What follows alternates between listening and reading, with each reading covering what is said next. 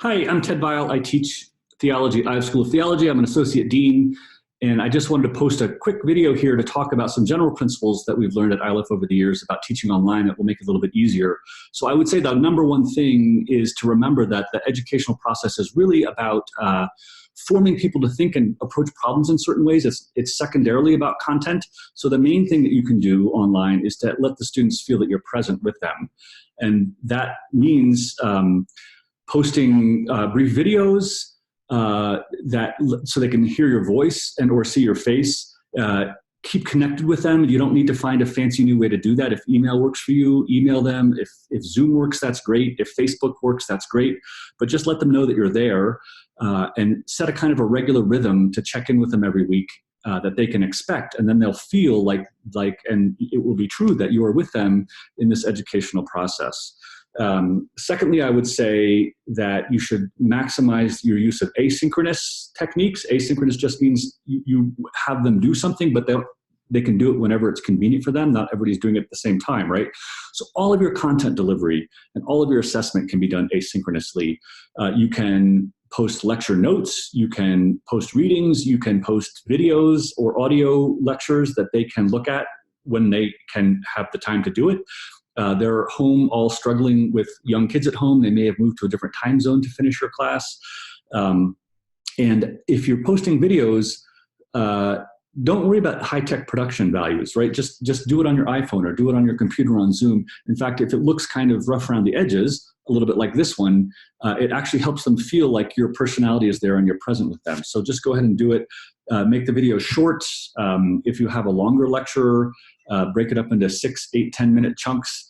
That way, it's easier for them to process and to listen in chunks if they have other things to do. You can post brief video clips from YouTube or tweets or images that are humorous or useful and that break things up. The third thing I would say is that when you are using synchronous time, when you are doing things together, say in a Zoom chat or on Skype or Google Hangouts or something like that, save that time for dialogue and for talking and for sharing. That for processing in conversation, this is the most like a class time experience. And that's really the best use of that time. You can break these into smaller groups, so you can have them email you questions or comments on materials ahead of time. And in Zoom, for example, you can break students into small chat rooms, whether if you have a larger class, you have small group discussions. Fourth, I would say, lead with patience and grace. Everybody is grieving the changes in the world today and the loss of their residential classroom time together. Acknowledge that. We feel it too. Lead with curiosity. Let them know, hey, I'm trying this out. It's new for all of us. If it's not working, we'll switch it up. Give me feedback. Let me know. And give them time to sort of think critically about the learning process and how it's going to feel different and what that means about them as learners. That's can be a useful conversation to have. So just be open to changing it up.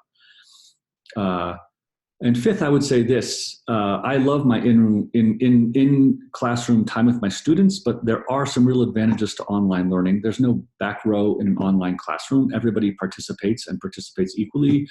If you're having discussion groups where people are posting comments, students have time to think through and compose their thoughts in a careful way. You may have to monitor the tone of the comments at the beginning as much as the content of the comments, but pretty soon the students will get the hang of it. And at Iliff, we found actually that our hybrid students, that is students who are mostly online but come to campus once in a while, they've developed such a robust sort of cohort relationship with each other that our residential students are sometimes a little jealous of that. So this can work. You can do it. Reach out to us if we can help in any way, and good luck to you in these strange times.